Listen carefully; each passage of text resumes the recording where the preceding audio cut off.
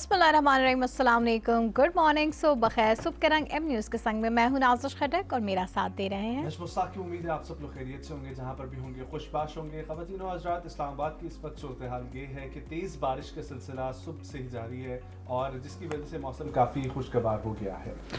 मौसम बहुत ही अच्छा हो गया है, लेकिन साथ ही साथ अगर हम देखें ना तो इन जब बारिश ज़्यादा होती है तो डेफिनेटली पानी ज़्यादा आता है और उसकी वजह से बहुत सारी जगहों पे ऑलरेडी जो वार्निंग्स जारी की गई हैं उसका भी ख़दशा है कि अगर बारिशें 2-3 दिन में मुतवातर चलती रहें तो मुझे ये वैसे समझ नहीं आती। पहले हम बारिश को रोते रहते हैं, लेकिन जब वैसे ही बारिश होती है तो हम वो 2 दिन भी बर्दाश्त नहीं कर पाते हैं और उसके बाद कोलैप्स हो जाता है, सैलाब आ जाते हैं। सो वाई ऐसा क्यों होता है? लेकिन इस वक्त हमें जो कहना ज़रूरी है वो ये है कि एहतियाती तदाबीर अपनानी चाहिए। इन दिनों में स्पेशली जब बारिशें होती हैं तो दीवारें वगैरह गिरने का भी खदशा होता है और जो इलेक्ट्रिक पोल्स होते हैं उसके सामने से भी गुजरते हुए उसको हाथ वगैरह नहीं लगाना चाहिए। स्पेशली बच्चों का ख्याल रखना चाहिए।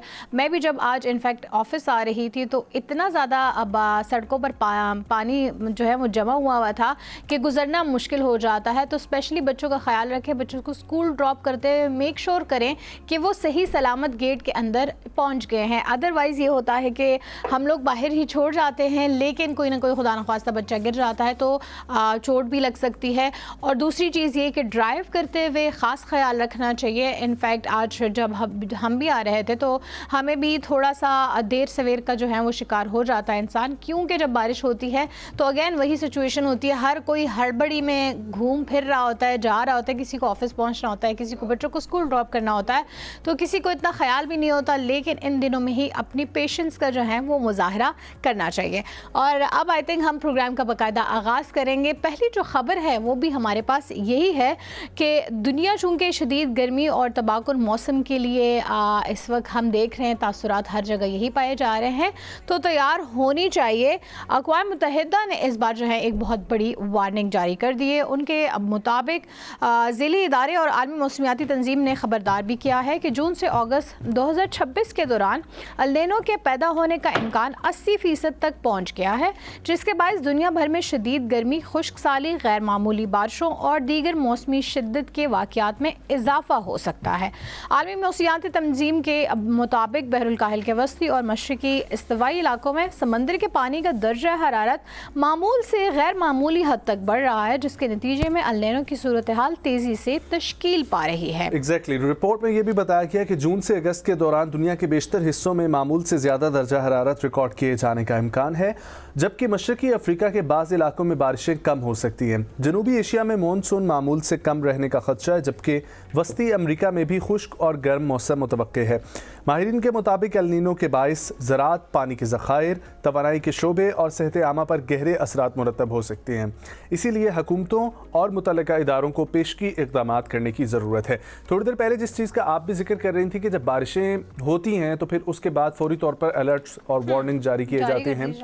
उसकी वजह यही है कि जब पेशगी इक़दामात करने के बारे में कहा जाता है, चाहे किसी भी इदारे की तरफ से कहा जाए, हुकूमत को अपनी तरफ से इनिशिएटिव लेना होता है, हम उसी में कमज़ोरी दिखा देते हैं। और ये सैलाब का सूरत हाल एक दफ़ा नहीं होती है। हमारे मुल्क में हर साल हमें देखने को ये मिलता है कि जब ग्लेशियर्स पिघलते हैं गर्मी की वजह से या बारिशें ज़्यादा हो जाती हैं तो उसकी वजह से सैलाबी सूरत हाल पैदा होती है। KPK के अंदर ख़ास तौर पे या पंजाब के और सिंध के अंदर ख़ास तौर पर इन इलाकों में हम लोग ज़्यादा सैलाब की सूरत हाल देखते हैं। तो फिर सवाल यहाँ पर यह पैदा होता है कि सूबाई हुकूमतें क्यों नहीं इक़दामात उठाती, वाटर रिजर्वायर्स क्यों नहीं बनाए जाते कि उन पानी को स्टोर किया जा सके। पानी की किल्लत जिस मुल्क में मौजूद है वहाँ पर बारिशें बरसती हैं जब, तो वो सैलाबी सूरत हाल इख्तियार कर लेती हैं, जबकि होना ये चाहिए कि वाटर रिजर्वायर्स, छोटे डैम्स और ऐसे पानी के ज़खायर बनाने चाहिए जहाँ पर आप पानी स्टोर कर सकें। लेकिन ये इक़दामात कहते करते पिछले 7-8 साल से तो हम थक चुके हैं और हमसे पहले वाले जो लोग हैं वो हमें बताते रहते हैं कि पिछले 15-20 साल से हम इस बात का जिक्र कर रहे हैं, लेकिन कोई भी हुकूमत इसको सीरियसली नहीं लेती। जिसकी वजह से होता ये है कि जब भी सैलाबी सूरत हाल पैदा होती है तो फिर हम इमदाद और चंदों के ऊपर जो है वो चल रहे होते हैं, जिसमें हम लोग हर मुल्क की जो है उससे मदद मांग रहे होते हैं और फिर वहाँ पर हम अपना हक ये वाला जिता रहे होते हैं कि चूँकि हमारी तो कंट्रीब्यूशन नहीं है क्लाइमेट चेंज के अंदर, इस वजह से तमाम बड़े मुमालिक को चाहिए कि हमारी मदद करें। वी गेट इट कि हमारी कंट्रीब्यूशन नहीं है, लेकिन इकदामात उठाना हमारी जिम्मेदारी है। और जब इकदामात नहीं उठाए जाते उसी वजह से जानी नुकसान भी होता है, माली नुकसान भी होता है। लेकिन हाँ, वो जो अशराफिया है, वो जो पॉलिटिशियंस हैं, वो जो ब्यूरोक्रेसी है, वो जो अपने महलों में बैठे हुए लोग हैं, उनको कोई फर्क नहीं पड़ता क्योंकि सैलाब उनके घर तक नहीं पहुंच रहा। That's very true. और जो हमारा नुकसान हो जाता है उसकी भरपाई तो किसी तरीके से भी मुमकिन नहीं है। तो अगर कोई हमारे लिए काम नहीं कर रहा तो अपनी मदद आपके तहत अपनी कम्युनिटी के जरिए हमें कुछ अपने लिए तो करना चाहिए। इंडिविजुअल रिस्पॉन्सिबिलिटी भी कोई चीज़ होती है। आज गिलगित बल्तिस्तान के अंदर मियां नवाज शरीफ मौजूद है, 3 दफ़ा के वज़ीर आज़म। उनका छोटे भाई इस दफ़ा पाकिस्तान के वज़ीर आज़म हैं। उनकी हुकूमत रह चुकी है गिलगित बल्तिस्तान के अंदर। चेयरमैन पीपल्स पार्टी आज मौजूद हैं बिलावल भुट्टो जरदारी गिलगित के अंदर। उनकी वालदा 3 वक्त की प्राइम मिनिस्टर रह चुकी हैं। उनके फादर 2 टाइम के प्रेसिडेंट और इस वक्त भी मुल्क के प्रेसिडेंट हैं। उनकी हुकूमत सिंध के अंदर है। वो पहले गिलगित बल्तिस्तान में भी हुकूमत कर चुकी हैं, लेकिन फिर भी ऐसी हुकूमतें उनको न जाने क्यों लोग दोबारा जो है इंतखाब करते हैं जहां पर 22-22 घंटे की लोड शेडिंग का लोगों को जो है वो सामना करना पड़ता है। बिजली की सूरत हाल गिलगित बल्तिस्तान के अंदर सही नहीं है। सिर्फ और सिर्फ वहाँ पे जो सिर्फ सरकारी आटा जाता है आप वो ले सकते हैं, अपने घर के अफराद के मुताबिक वो आपको मिलता होता है, ठीक है। और उसके बाद अगर आपको शॉप से, ग्रोसरी शॉप से जाके आटा ख़रीदना है तो उसकी यहाँ से ट्रिपल गुना जो है वो में ख़रीदना पड़ता है वो आटा आपको। तो ये हालात है गिलगित बल्तिस्तान के, जहाँ पे कई, वैसे तो हम पाकिस्तान में भी यही कह सकते हैं कि जाहिर है यहाँ पे भी यही हालात होता है इंसान को। कल भी हमने यही कहा था, सिर्फ वोटर की हैसियत से ही अब देखा जा रहा है।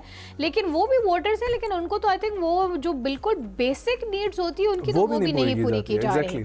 पूरे गिलगित बल्तिस्तान के अंदर एक इलाका है, यासीन के नाम से भी है और खैबर के नाम से भी है। इन इलाकों में चूंकि पानी यहाँ पर ज़्यादा फ्लो में है, इसलिए यहाँ पर जो बनाए जाते हैं प्लांट्स, वहाँ पर बिजली आती है। वरना सर्दियों के अंदर 22-22 घंटे की लोड शेडिंग है एक शहर के अंदर। आप खुद अंदाज़ा लगाएं, 2026 में आप लोग रह रहे हैं और आप एक ऐसे इलाके में रहते हैं। मैं गिलगित शहर की बात कर रहा हूँ, कहीं दूर जो है ना, वो 2 घंटे जो बिजली आएगी उसमें आप क्या क्या करेंगे? उसमें आप पानी की मोटर भी चलाएंगे, उसी में आप अपने फोन्स भी चार्ज करेंगे, उसमें ही अपने बेसिक जितने काम, लोग तो जनरेटर्स पे ही चल रहे हैं ना वहाँ पर तो पुराना निज़ाम ही चल रहे हैं। तो ये बहुत ही अफसोसनाक सिचुएशन है। और हमने बात शुरू की थी मौसमियाती तब्दीली से। एलेनो की जो सिचुएशन बताई जा रही है, अगला जो 1 साल होगा वो इंतहाई तशवीशनाक है। वो सेहत के लिहाज से देखा जाए तो भी है, और उसके अलावा खुश्क साली, इसी तरह के सैलाब जो हैं, बेमौसमी बारिशें, ये सब कुछ का सामना हमें होगा। आई थिंक इस पे अब पूरे सारे जितने ममालिक हैं उनको बैठ के इस पर एक मुज़ाकरात तो कम से कम होने चाहिए, जिसमें कोई ना कोई ऐसा एक लाया अमल तैयार किया जाए जिसको सब फॉलो कर। आगे बढ़ते हैं ख़वातीन और हज़रात। रियल स्टेट सेक्टर के लिए एक बड़ी खुशखबरी है, क्योंकि जो बजट पेश होने वाला है उसमें रियल स्टेट सेक्टर के लिए टैक्सों में बड़ी कमी की गई है और रिलीफ का इम्कान है, जबकि फाइलर्स के लिए भी जो है वो बड़े रिलीफ का इम्कान है। वफाकी हुकूमत ने आइंदा माली साल 2026 और 27 के बजट के हवाले से जो शोबे को मुतहर्रिक करने और तामीराती सरगर्मियों को फ़रोग़ देने के लिए जायदाद की खरीदो फरोख्त पर आयद टैक्सों में बड़ी कमी करने का मंसूबा बनाया। जबकि ज़राए के हवाले से एक रिपोर्ट जो है वो आई है जिसमें बताया गया है कि फाइलर्स के लिए गैर मनकूला जायदाद की खरीदारी पर टैक्स की मौजूदा शरह 1.5% से कम करके 0.25% करने की तजवीज़ है। इसके साथ साथ ही जायदाद की फ़रोख्त पर लागू 4.5% टैक्स को भी घटाकर 1.5% तक करने की सिफारिश सामने आई है। हुकूमत की इस अहम पॉलिसी से जो IMF की साथ मुज़ाकरात जारी हैं और बहुत सारी चीज़ें IMF से डील के बाद ही जो है वो शामिल की जाएंगी। ज़राए का ये भी कहना है कि IMF की सख्त शराइत के बावजूद हुकूमती सतह पर इन तजावीज़ को हतमी शक्ल दी जा रही है, लेकिन हुकाम के मुताबिक टैक्सों की शरह में कमी से प्रॉपर्टी मार्केट जो है उस पर काफ़ी आने वाले साल में मेरे ख्याल से एक बहुत ही अच्छी चीज़ हो जाएगी नजर, क्योंकि 2-3 बल्कि 4 साल हो गए हैं कि हम रियल स्टेट का जो एक बूम आया था वो उसी तरह से तनज़्ज़ुली का भी शिकार हुआ था। हालांकि हम लोग ये देखते हैं कि रियल स्टेट एक ऐसी मार्केट है कि जिसके साथ बहुत सारी इंडस्ट्रीज और जुड़ी हैं, बिल्कुल, तो वो रोजगार के बहुत बढ़ते हैं मौके अगर आपकी रियल स्टेट सेक्टर अच्छा परफॉर्म करे। हाँ, और इंटरनेशनली भी अगर हम देखें तो हमारे जो ओवरसीज़ हैं वो भी मोस्टली पाकिस्तान में इन्वेस्ट करना चाहते होते हैं, बट ज़ाहिर है यहाँ की जो टैक्स की सिचुएशन है उसी को मद्देनज़र रखते हुए इंसान सोचता है कि जितना मैं इन्वेस्ट करूँगा उससे ज़्यादा तो मुझे टैक्स पड़ता रहेगा। सो आई थिंक ये एक बहुत अच्छी एक पेशरफ्त होगी रियल स्टेट इंडस्ट्री में, and let's hope for the best कि लोग इससे मुस्तफ़ीद भी होएं। लेकिन वैसे IMF इस पे अभी फ़िलहाल मान नहीं रहा, उनके साथ मुज़ाकरात तो जारी है, लेकिन हुकूमत फिर भी चाहती है कि वो इसको एक हतमी शक्ल दें, तो ये भी हुकूमत की एक अच्छी बात है। आगे बढ़ते हैं, आपको बताते हैं पाकिस्तान की समुद्री तिजारत में अहम बेहतरी आई है। कराची और गवादर बंदरगाहों की अहमियत मज़ीद बढ़ गई है।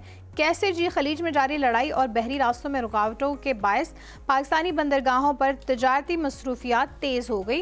अरब न्यूज़ के मुताबिक हिडसन पोर्ट्स पाकिस्तान का कहना है कि नया कार्गो कई बहरी जहाज़ों के ज़रिए पाकिस्तान पहुंचेगा। वो जहाज़ पहले ही बंदरगाह पर आ चुके हैं, 2 जहाज़, जबकि तीसरा जहाज़ जून के पहले हफ्ते में पहुंचने की उम्मीद है।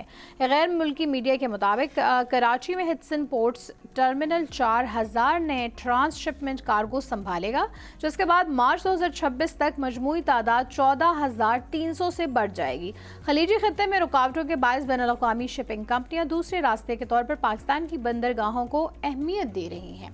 अब फाइनली हमारी बंदरगाहों को भी अहमियत दी जा रही है। इससे पहले पाकिस्तान का जो सालसी का किरदार रहा है, तो पाकिस्तान की कम्युनिकेशन, पाकिस्तान की फॉरेन पॉलिसीज़, पाकिस्तान के जो ताल्लुकात हैं, उसको एक आलमी सतह पे काफ़ी हमने देखा है पजीराई मिली है, और ये एक बहुत अच्छी बात है।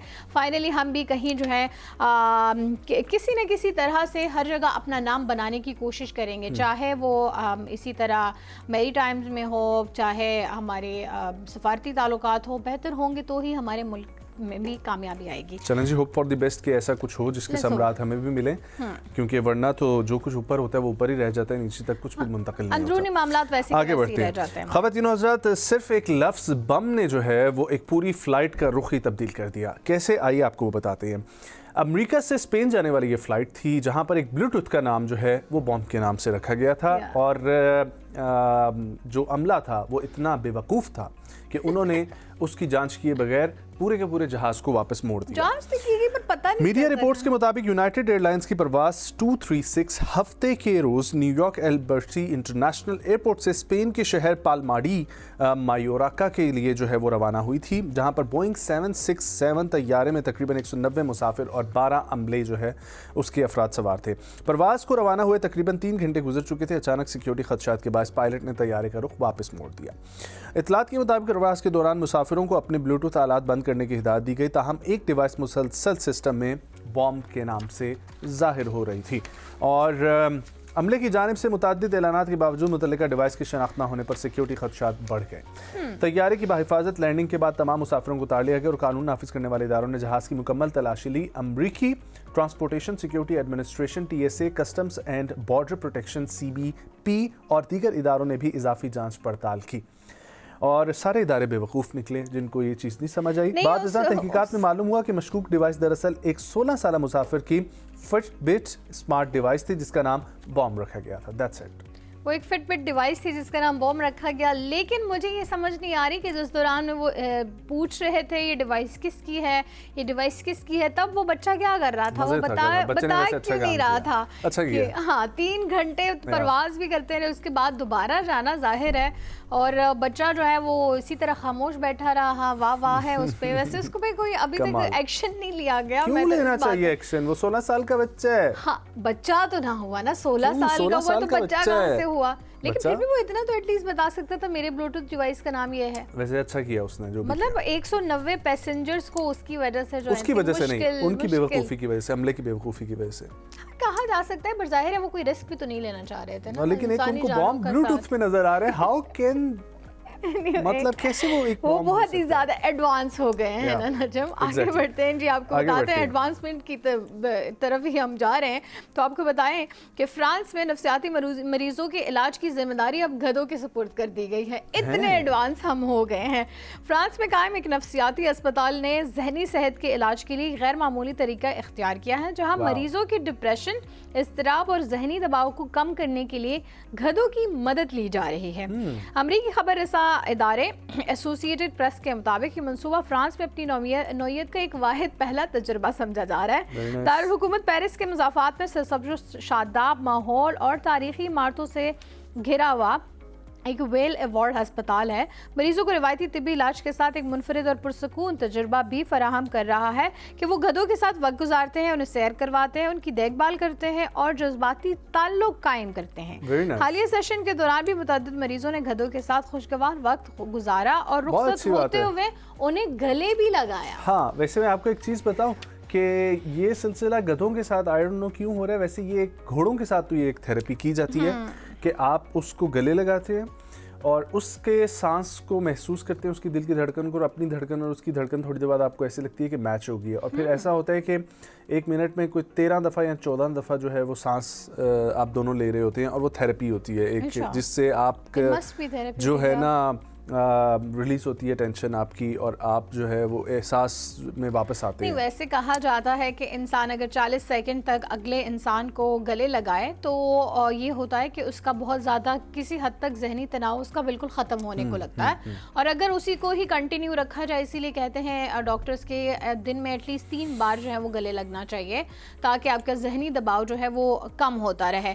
लेकिन आई एम श्योर कि गधों का इंतखाब उन्होंने क्यों किया है, किसकी भी कोई रीज़न ही होगी, रीज़न बहरहाल हमें पता नहीं है, लेकिन I must say it is a very unique method of therapy. आगे बढ़ते हैं, ख़वातीन हज़रात, क्रिकेट का जिक्र करते हैं जहाँ पर आप सभी को मालूम होगा हमारे बचपन से चाचा क्रिकेट को हम सब जानते हैं। वो सफ़ेद दाढ़ी और वो पाकिस्तान का लिबास पहने हुए हर मैच में आपको नज़र आते हैं। पाकिस्तान क्रिकेट बोर्ड का चाचा क्रिकेट को जो है वो खिराज तहसीन पेश किया गया है और चाचा क्रिकेट कई दिहाइयों से स्टेडियम में आकर पाकिस्तान क्रिकेट टीम को सपोर्ट कर रहे हैं। PCB की जानिब से कहा गया कि चाचा क्रिकेट एक फ़ैन से बढ़कर हैं, उन्होंने हमेशा पाकिस्तान क्रिकेट को सपोर्ट किया है। ज़राए के मुताबिक पाकिस्तान क्रिकेट बोर्ड आज तीसरे वनडे मैच में चाचा क्रिकेट को ऑनर पेश करेगा, जबकि बोर्ड चाचा क्रिकेट को अपना मेहमान बनाएगा और उनके एजाज़ में केक भी कट किया जाएगा। ज़रा ये कहना है कि मैच की इख्तितामी तकरीब में भी चाचा क्रिकेट को आज मदऊ किया जाएगा।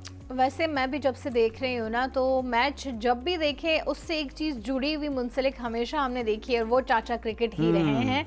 सो ये एक बहुत अच्छी बात है, बट उन्होंने खुद ही रिटायरमेंट का ऐलान किया। आई थिंक क्या एक उम्र हो जाती है, उसके बाद इंसान को आराम भी करना चाहिए, क्योंकि वो भी अगली खबर भी बहुत मज़े की है। जो पाकिस्तान की लोकल स्पोर्ट्स को समझते हैं उनको इस चीज़ के बारे में पता होगा। मैं बात कर रहा हूँ फ्री स्टाइल पोलो की। पाकिस्तान के अंदर एक पोलो की गेम खेली जाती है जिसका नाम है फ्री स्टाइल पोलो। घोड़ों के ऊपर खेली जाती है नॉर्मल पोलो की तरह ही, लेकिन इसके रूल्स कुछ डिफरेंट होते हैं और इसका मैदान सजता है मुख्तलिफ नॉर्दर्न एरियाज़ में। लेकिन सबसे मशहूर जो इसका टूर्नामेंट है वो होता है शंदूर का मेला। लेकिन उससे पहले प्री शंदूर जो है वो टूर्नामेंट एक हुआ पोलो का, जो कि चित्राल के एक इलाका है शंदूर, जहाँ पर एक बहुत बड़ा प्लेन है, वहाँ पर जो है ये खेला जाता है। लेकिन ये प्री शंदूर तो मेरा ख्याल है चित्राल के अंदर खेला जा रहा है, क्योंकि इसमें मुख्तलिफ घर नज़र आ रहे हैं। वहाँ पर तो प्रॉपरली वो 4 दिन 5 दिन के लिए टेंट्स लगाए जाते हैं पूरे पाकिस्तान से और मुख्तलिफ इलाकों से और दुनिया भर से लोग वहाँ पर विज़िट करते हैं और इस शंदूर को दुनिया में जो है वो बड़ा माना और पहचाना जाता है।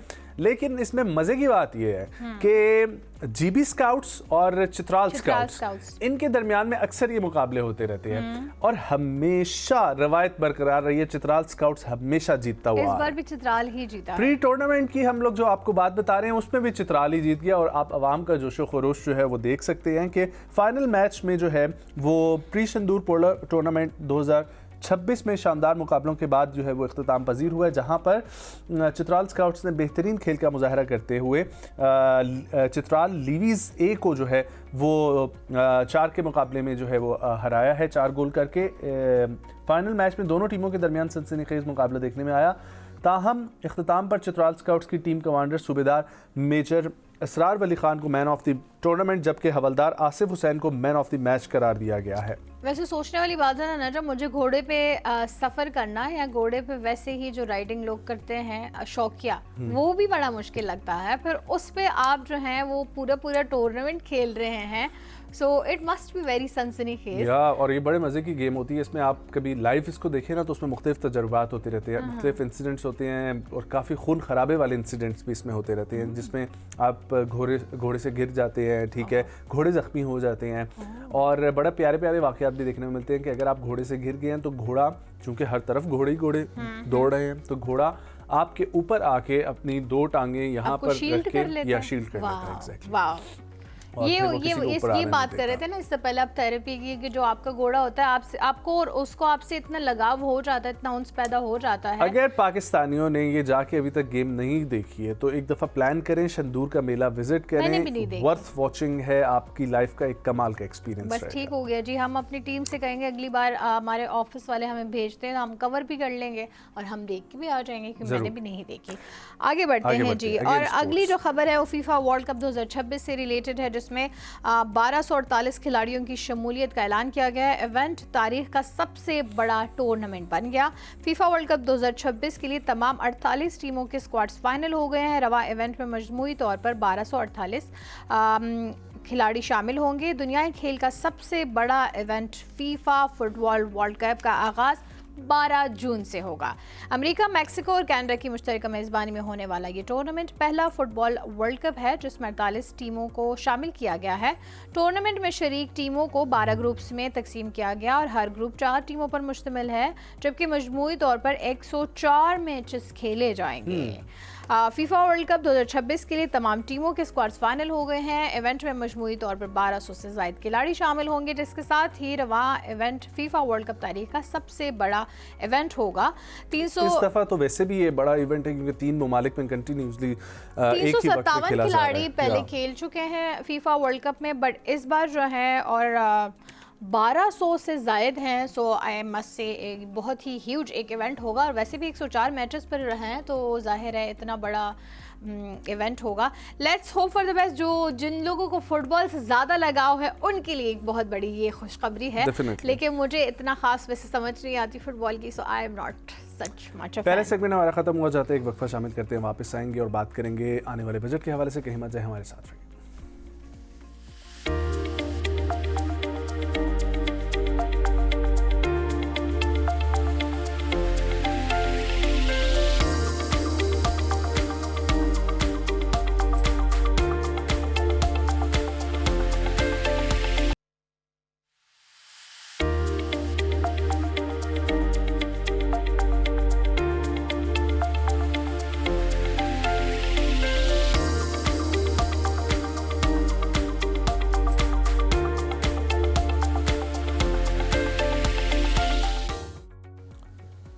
Welcome back viewers. ख़वातीन और हज़रात, वफाकी वज़ीर पार्लिमानी उमूर डॉक्टर तारिक फजल चौधरी साहब की जानिब से 10 जून जो है वो अपडेट पेश की गई है बजट की। पहले 5 जून थी, अब दोबारा से 10 जून कर दी गई है। बहुत सारी बजट तजावीज़ पेश की जा रही हैं मुख्तलिफ शख्सियात की जानिब से, लेकिन उसमें टैक्स के हवाले से बहुत सारी बात की जा रही है। एक तो फाइलर्स नॉन फाइलर्स की बहस भी है और फाइलर्स के लिए एक बड़ा रिलीफ होगा हर चीज़ में, टैक्सेशन में, ख़रीदो फ़रोख्त में, तभी वो फाइलर की तरफ आएंगे और हम लोगों का जो एक टैक्स रेशो है उसको बढ़ाने के बजाय हमें टैक्स नेट जो है बढ़ाने की बात हम लोग करते हैं, तो उसमें फाइलर ज़्यादा से ज़्यादा होंगे और नॉन फाइलर्स को जब कोई डैमेज हो रहा होगा तभी वो अपने आप को फाइलर की तरफ लेकर आएंगे। इस दफ़ा जो टैक्सों की बात की जा रही है, रियल स्टेट सेक्टर चाहे हो चाहे हमारी इनकम टैक्स हो, कि उनमें कमी की जाएगी और जो हदफ रखा जाता है हर साल वो मुकम्मल किए जाने में क्या रुकावटें पेश आती हैं और इस साल क्या हदफ होना चाहिए, इसी के ऊपर हम लोग बात करेंगे। और हमारे साथ जो शख्सियत मौजूद हैं वो ख़ुद एक सीनियर टैक्स ऑफिसर हैं, इसके अलावा फॉर्मर चेयरमैन FBR हैं। हमारे साथ वीडियो लिंक पर हमें ज्वाइन कर रहे हैं जनाब डॉक्टर इरशाद खान साहब। अस्सलाम वालेकुम डॉक्टर साहब, thank you so much for joining. उम्मीद आप खैरियत से होंगे। डॉक्टर साहब फरमाइएगा कि पर्टिकुलरली हम लोग टैक्स के हवाले से जिक्र करें तो हालिया जो बजट था इस साल का 2025-26 का, उसको आपने कैसा देखा? टैक्स हदफ हम पूरा कर पाए या नहीं, और आने वाले बजट से आपकी क्या तवक्कुआत है? थैंक यू वेरी मच, आपने मुझे प्रोग्राम में बुलाया और मुझे अपने व्यूज देने का मौका दिया। देखिए, असल में ना अभी जो करंट बजट जो अभी जिस पे जो अंडर डिस्कशन है उसके बारे में तो हम कोई ख़त्मी राय अभी नहीं कायम कर सकते, इसलिए कि गवर्नमेंट ने खुद भी डिसीजंस अभी नहीं लिए। आपने देखा होगा कल जो पॉलिटिकल लीडरशिप है उनकी आपस में काफ़ी लंबी डिस्कशन हुई डॉक्टर साहब के चेयरमैनशिप में, पर कुछ चीज़ों पे शायद अब भी एक डिसएग्रीमेंट है और वो टॉप लेवल पे डिस्कशन होगी तो डिसीजन होगा। दूसरा, एक हमें एक चीज़ मद्देनज़र रखनी पड़ती है कि जो आजकल हम बजट बना रहे हैं तो हम ये आईएमएफ के अप्रूवल से या और उनके कंसल्टेशन से बनाते हैं। तो इन दोनों सिचुएशन में हमारे ये बहुत डिफ़िकल्ट होता है उन चीज़ों को करने का जो एक्चुअली पॉलिटिकल गवर्नमेंट करना चाहती है। बहरहाल जो आपका सवाल है मैं उसकी तरफ जी। आता हूँ कि जो पिछले साल का बजट था, टारगेट था, वो तो इनिशियली तो 14,131 था, यानी 14 ट्रिलियन एंड 131 बिलियन था। लेकिन बाद में डिस्कशन के बाद चूंकि आपको पता है हालात ने एक टर्न लिया, बिल्कुल। तो इन्होंने डिस्कस कर उनको रिड्यूस कर दिया और 13 यानी 13 ट्रिलियन कर दिया। अभी तक जो मई की रिपोर्ट्स आई हैं तो अराउंड 11 ट्रिलियन हो गया है, यानी करीबन 2 ट्रिलियन का रफली जो अभी तक फिगर थे वो हमें इस महीने करना है, जो मुझे मुश्किल लगता है। यानी कंप्लीट तो नहीं, लेकिन कम से कम 800-900 बिलियन का शॉर्टफॉल होगा। और जो नेक्स्ट ईयर के लिए है, नेक्स्ट ईयर पे तो जो कल मैं फाइनेंस मिनिस्टर को सुन रहा था, ये कितना फाइनल होगा, लेकिन वो तो कह रहे हैं कि हम कोई नया टैक्स नहीं लगा रहे, हम ब्रॉडनिंग ऑफ टैक्स बेस पे फोकस कर रहे हैं और उन्हीं से हम रिकवर करेंगे। लेकिन ये सारी चीज़ें अभी फाइनल नहीं है, क्योंकि जो इन्होंने कमिटमेंट की है आईएमएफ के साथ, तो वो सिर्फ एक बेंचमार्किंग नहीं है, वो बाइंडिंग कमिटमेंट्स है। तो बाइंडिंग कमिटमेंट्स में इनके करीबन 300-400 बिलियन का एडिशनल टैक्स वो इन्होंने खुद कमिट किया है। तो अब वो किस तरह लगाते हैं ये जब नेक्स्ट टाइम सेशन होगा। लेकिन सर बात और ये वही चीजें है कि बाहर हम आएगी, हमेशा तो आईएमएफ के ही तरफ से जो हमें बताया जाता है हम उस पे ही एक लाइहा अमल तैयार करते हैं, बजाय इसके कि हम रियलिस्टिकली एक हदफ रखें, मुकर्रर करें और उसको पूरा करने के लिए जाहिर है फिर फाइलर्स और नॉन फाइलर्स को लोगों को उसको इस कैटेगरी में डालें। लेकिन हम एक अनरियलिस्टिक जो है वो हदफ रखते हैं और फिर उसको हर साल पूरा नहीं कर पाते, जिसकी वजह से हमें हमारी इकोनॉमी को भी लॉस होता है। सो आपको नहीं लगता कि हमें रियलिस्टिकली पाकिस्तान की सिचुएशन को लेकर, पाकिस्तान की इकोनॉमी को लेकर एक टैक्स का हदफ रखना चाहिए और आईएमएफ के सामने अपनी शराइत या फिर आप अपनी जो आपकी रिजर्वेशंस होती है वो सामने रखें कि इस वजह से हमने ये हदफ रखा है? आपका बिल्कुल आपने सही कहा, हमें एज अ कौम तो यही करना चाहिए जो आप कह रहे हैं और ऐसा ही होना भी चाहिए। दरअसल बदकिस्मती से कई सालों से आपने देखा हम इकोनॉमी को, जितना हमारा मुल्क है और जितने हमारे पास रिसोर्सेज हैं, उनको ना हम टैप कर सके, ना हम कैश कर सके अपने फेवर में, अपने मुल्क के, अपने कौम की फेवर में। सही बात। और जब से except for a few bubbles, हम तो हमेशा से एक डिफिकल्ट सिचुएशन में रहे हैं और हम हमेशा से जाकर बेल आउट एक प्रोग्राम में जाते हैं आईएमएफ के साथ। तो देखिए आईएमएफ तो एक बैंक है, एक फंड है, वो तो आपको कर्जा उस वक्त देगा जब आप उनके शराइत मांगेंगे। वो बैंक ही है, जिस तरह बैंक में जाकर आपको 1000 कागजों पे दस्तखत करने पड़ते हैं और अगर आप उनको पढ़ ले तो शायद वो कर्ज भी आप न ले। लेकिन आपने देखा कि जो ये प्रोग्राम था, ये तो ऐसी सूरत हाल में हमने लिया कि ये बातें हो रही थी कि शायद हम डिफॉल्ट की तरफ जा रहे हैं, और डिफॉल्ट आपको पता है खतरनाक सी उनके कंसिक्वेंसेस थी। तो मजबूरन इस दफ़ा जाना पड़ा और अब ये गवर्नमेंट कहते कि शायद हमारा आखिरी हो, हालांकि मैं कई सालों से सुन रहा हूँ कि हमारा आखिरी हो, अल्लाह करे कि हमारा चलें अल्लाह करे डॉक्टर साहब ऐसा बन सके, मर्जी का बना। लेकिन डॉक्टर साहब let's talk about non filers and filers issue. ये मसला अरसा दराज से हम देखने में आ रहे हैं, जब तक फाइलर्स हम नहीं बढ़ाएंगे तब तक हमारा टैक्स रेशो बढ़ता जाएगा और जो बंदा टैक्स दे रहा है उसी पे टैक्स का बोझ बढ़ता जाएगा। अब सर ये जो सिचुएशन बनाई जाती है, जिस तरीके से हमने देखा कि एक आम तौर पे डॉक्यूमेंट करने के लिए सारे पैसे को क्रेडिट कार्ड से या डेबिट कार्ड से आप जब बिल पे करेंगे तो उस पर आपको टैक्स की छूट है, जब आप कैश पे करेंगे तो ज़्यादा होगा। इसी तरीके से फाइलर्स और नॉन फाइलर के दरमियान में भी सर अगर कोई पर्क्स की हम बात की जाए, चाहे ख़रीदो फ़रोख्त के हवाले से हो या बेचने के हवाले से हो, तो उसमें कोई सर ज़्यादा जो है वो नुकसान नहीं होता नॉन फाइलर को, सिर्फ चंद रुपयों का ही जो है वो ज़्यादा उसको पे करने पड़ते हैं। हालांकि होना तो ये चाहिए सर एफबीआर की तजावीज़ पे या हुकूमत को भी ये सोचना चाहिए कि एक बड़ा फ़र्क डाला जाना चाहिए ताकि तभी लोग ज़्यादा से ज़्यादा फाइलर की तरफ आए। आपकी इस बारे में क्या राय है सर?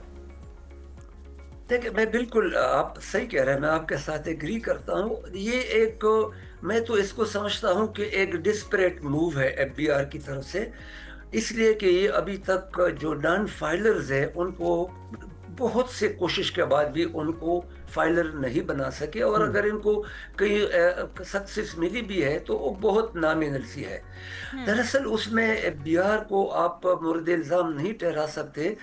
आपको फाइलर को नॉन फाइलर बनाने के लिए आपको इकोनॉमी डॉक्यूमेंट करनी पड़ेगी। विदाउट डॉक्यूमेंटेशन आप फाइलर को नॉन फाइलर नहीं बना सकते, और डॉक्यूमेंटेशन एफबीआर के मैंडेट से बाहर है, वो गवर्नमेंट ऑफ पाकिस्तान का है। और जो हमारी इकोनॉमी है, दुनिया में जैसी भी स्ट्रक्चर, जो हमारे इकोनॉमी का जो स्ट्रक्चर है उसमें ऑलमोस्ट 45% से 47% नॉन डॉक्यूमेंटेड है, जिसको हम इनफॉर्मल इकोनॉमी कहते हैं या कैश इकोनॉमी कहते हैं या अंडरग्राउंड इकोनॉमी कहते, वही वो ऑपरेट कर रहा है, और वही सारा हमारा जो टैक्सेशन सिस्टम है उनको इम्बैलेंस कर रहा है। देखिए यहाँ तक कि इन्होंने जो एक कोशिश की ना, ये जो रिटेलर्स है, रिटेलर्स को नेट में लाने के लिए उन्होंने जो पॉस का सिस्टम बनाया, उन पे भी बड़ा रेजिस्टेंस हुआ। इसका एक लंबी तारीख है, इस पे एक सेपरेट सेशन हो सकता है, लेकिन दरअसल यही सारे जो हमारे तकालीफ है टैक्सेशन का, यही इसका मरकजी नुक्ता है और ये उसकी जड़ है। अगर हम ये ओवरकम कर सके तो आप यकीन करें कि जो शिकायत हैं कि हम जो पुराने टैक्स पेयर्स हैं उनको ज़्यादा स्क्वीज कर रहे हैं, उन पे ज़्यादा प्रेशर डाल रहे हैं, और उसकी वजह ये है कि जब फ्रस्ट्रेशन होती है उधर IMF से, गवर्नमेंट से, एफबीआर पे प्रेशर आता है, अब उन्होंने कलेक्शन कहाँ से करनी होगी? उन्हीं लोगों से करनी होती है जो नॉन फाइलर है, वो तो उनके हाथ आ नहीं रहे, तो या टैक्स रेट बढ़ा रहे हैं या उनको कर रहे हैं। तो उनकी शिकायत दूर करने के लिए हमें अपने इकोनॉमी को डॉक्यूमेंट करना चाहिए, किसी सूरत इस पे कंप्रोमाइज नहीं होनी चाहिए, और ये पॉलिटिकल। अच्छा डॉक्टर साहब, जिस तरीके से इस दफ़ा भी कुछ तजावीज़ जो पेश की गई हैं रियल स्टेट सेक्टर के हवाले से खासतौर पर मैं बात करूँ अगर, तो एक बड़ी टैक्सेस में रिलीफ देखने में आ रहा है, जिसमें हम ये देख रहे हैं कि जायदाद की खरीदो फरोख्त पर लागू जो 4.5% टैक्स है उसको भी घटाकर 1.5% करने पर किया गया है, और दूसरी तरफ जो गैर मनकूला जायदाद की खरीदो फरोख्त पर भी टैक्स की शरह 1.5% से कम करके 0.25%। हमारा मुल्क इस वक्त इस चीज़ का मुतहम्मिल है कि हम ये रिलीफ टैक्स में दे सकें रियल स्टेट सेक्टर को खास तौर पे? देखिए मैं तो आपको ना अपनी ओपिनियन देता हूँ कि जिस टैक्सेशन सिस्टम में कंसेशंस हो, जिसमें डिस्टॉर्शन हो, जिसमें अनइवननेस हो, जो बम्पीनेस हो, वो आपको आपका जो डिजायर्ड रिजल्ट है वो नहीं देगा। किसी भी सेक्टर को आप क्यों फेवर दे रहे हैं? बदकिस्मती से जब से फर्स्ट टाइम हमने रियल स्टेट को टैक्स करना शुरू किया, तो रियल एस्टेट में तो सारा जो इनफॉर्मल इकोनॉमी थी वो ऑपरेट कर रही थी, उन्होंने रोक ली क्योंकि वो डॉक्यूमेंट होना शुरू हो गई थी, तो उस पूरा रियल सेक्टर आपका बैठ गया, और जिसकी वजह से हमारी ग्रोथ पे बड़ा इम्पैक्ट पड़ा। अब इन्होंने सोचा कि कम से कम इनको एक रिलीफ देते हैं ताकि इकोनॉमी एक दफा स्टार्ट होए, और हमें ग्रोथ की भी जरूरत है, क्योंकि ग्रोथ नहीं होगी तो आप। चलिए डॉक्टर साहब, अगर इस लिहाज से भी सोचा जा रहा है तो this is a good thing, इस लिहाज से भी अगर सोचा जा रहा है तो। लेकिन सवाल ये है कि सर अगर इसमें इतनी रियायत की जगह थी तो फिर इतना ज्यादा एकदम से टैक्स लगाया क्यों गया था? उसी तरह से मैं जोड़ना चाहूंगी, इसका मतलब कि आम आदमी पर भी जो टैक्स लागू हो रहा है उसमें भी रियायत की कहीं ना कहीं गुंजाइश बाकी है, लेकिन हम दे नहीं रहे हैं। दुरुस्त होगा? बिल्कुल बिल्कुल आपकी बात सही है। मैं ना ये बात इसलिए कह रहा हूँ कि इसी पे जो आपकी जो फीलिंग है ये हर बंदे का है, और इसी को देखते हुए ये एक्शन लिया गया था। लेकिन देखे जब आप एक एक्शन एक बजट में लेते हैं ना, तो फिर ओवर ईयर आप असेस करते हैं, एनालाइज करते हैं कि उनका रिजल्ट क्या आ रहा है, इकोनॉमिक ग्रोथ पे उसका क्या फर्क पड़ा है ओवरऑल स्ट्रेटेजिक थिंकिंग में, और टैक्सेशन पे उनका क्या फर्क पड़ रहा है। तो टैक्सेशन पे कोई खातिर खा एडिशन नहीं हुई, लेकिन इकोनॉमी हमारी स्लो डाउन हुई। अब ये कह रहे हैं कि चूंकि और ज्यादा कंस्ट्रेंट है, आपने देखा जो गल्फ पर्शियन गल्फ की सिचुएशन है, हमारी इकोनॉमी का एक बहुत बड़ा लिंक जो है वो गल्फ इकोनॉमी के साथ है, हमें बहुत बड़ा फर्क पड़ने वाला है। तो उन्हीं कंस्ट्रेंट की वजह से वो टेम्पोरेरीली कुछ रिलीफ इनको देना चाहते हैं, along with the salary person. Salary के साथ ज्यादती हो रही है तो उनको शायद वो परमानेंट कुछ कंसेशन दे रहे हैं, और इनको टेम्पोरेरी रिलीफ इसलिए दे रहे हैं ताकि इकोनॉमी में जो पैसे उधर से आ रहे हैं, अब जो लोग आ रहे हैं वो साथ पैसे भी लेकर आए, तो ऐसा ना वो घरों में जाकर बोरियों में बंद करके रख दें ताकि वो जाके एक दफ़ा इकोनॉमी में शामिल हो, कि वही ज़्यादा टेम्प्ट करते हैं कि रियल एस्टेट में इन्वेस्ट करते हैं। तो ये एक ओवरऑल सिर्फ टैक्स की थिंकिंग नहीं है, ये ओवरऑल इकोनॉमिक का कंसिडरेशन के तहत ये हो रहा तो है। सर अगर हम और ये बात कर रहे हैं कि फाइनेंस इस बार जो तजवीज़ पेश की गई है कि इस बार जितनी भी पॉपुलेशन है, मतलब जो भी अपनी इनकम जनरेट करते हैं या कमाते हैं, उन सबको ही फाइलर्स करने का कहा गया है। तो अगर सब फाइलर्स हो जाते हैं, आपको क्या लगता है उससे हमारी मुल्क की इकॉनमी मुस्तहकम हो सकती है, जीडीपी जो है बेहतर हो सकती है, या फिर अभी भी हम यही देख रहे हैं कि इवन जो टैक्स देना जिनको चाहिए, जिन पर लागू होता है, जो जायज़ हक है गवर्नमेंट का, वो लोग भी फाइलर फिर भी नहीं होते हैं? तो आपको नहीं लगता कि ये फिर कहीं ना कहीं जो लोग अपना बीच में एक निकाल लेते हैं ग्रे एरिया, वो निकाल लेंगे? देखिए, अगर ये सारे नेट में आ जाए फिर तो मसला ही ख़त्म हो जाएगा। जो चैलेंज है एफबीआर के लिए और गवर्नमेंट के लिए, वो यही तो है कि ये सारे लोगों को नेट में ला नहीं पा रहे हैं, हर तरफ से कोशिश कर रहे हैं। ये एक बहुत बड़ा मुझे हैरत है कि इस पे अगरचे डिजिटाइजेशन गवर्नमेंट की राइट, जब ये पीडीएम की गवर्नमेंट थी उस वक्त से लेकर आज तक, हालांकि कि ये इनका 5th बजट ये पेश कर रहे हैं, तो उनके रिजल्ट्स अभी तक आने चाहिए थे। क्या डिजिटाइजेशन उसी तरह हो रही है या नहीं हो रहे, मुझे एग्जैक्ट इन हाउस का नहीं पता, लेकिन ठीक। बाहर से जो मैं जज कर रहा हूँ तो शायद वो इतनी विगोरसली नहीं हो रही है जितना ये कह रहे थे या जितना उसके रिजल्ट आने चाहिए थे, वो नहीं होगी। देखिए, जब तक आप पूरी इकोनॉमी को डॉक्यूमेंट नहीं, और डॉक्यूमेंट आप मासिव आए डिजिटल इकोनॉमी की तरफ जाने के अलावा आपके पास नहीं कर कोई रास्ता नहीं, वो शॉर्टकट है और सबसे इफेक्टिव है। आप उनमें इन्वेस्ट करेंगे तो आसानी से ये लोग डिजिटाइज होंगे।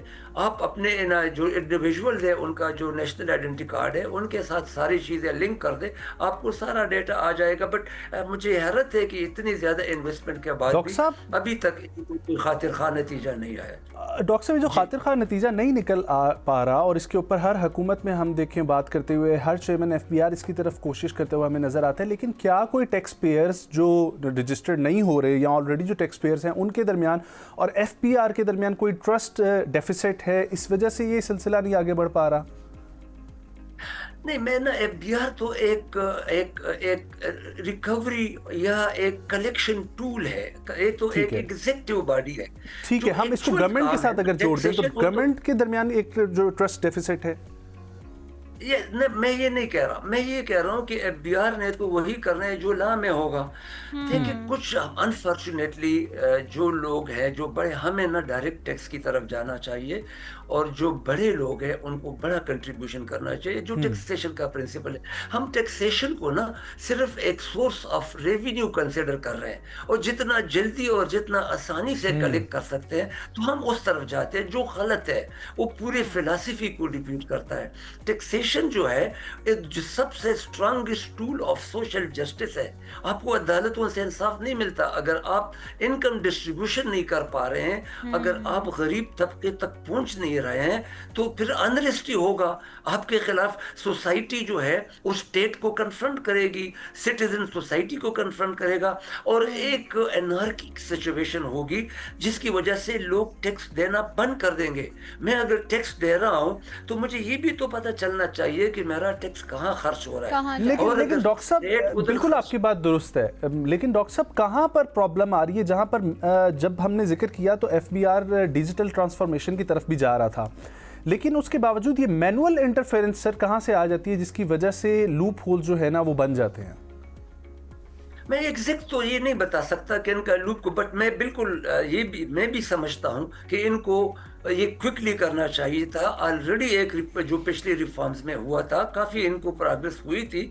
आई डोंट नो ये कहाँ स्टक हो गए, या शायद ये स्लो हो गए, या काम बहुत बड़ा है लेकिन इनका नतीजा अभी तक अभी नहीं आया। और दूसरी बात है कि देखिए, हमें ना ये पूरा टैक्सिंग पैराडाइम चेंज करना होगा, पूरा डिज़ाइन चेंज करना होगा, एक टैक्स कल्चर डेवलप करनी होगी। कल्चर कैसे डेवलप होगी? जो टैक्स पेयर है वो खुद आके टैक्स दे दे, और जो टैक्स खर्च करने वाला है वो जो पैसा लगा रहे हैं वो टैक्स पेयर को बता दें कि उनका टैक्स कहाँ खर्च हो रहा है। अगर आप ये काम कर दे तो मसला हल हो जाएगा।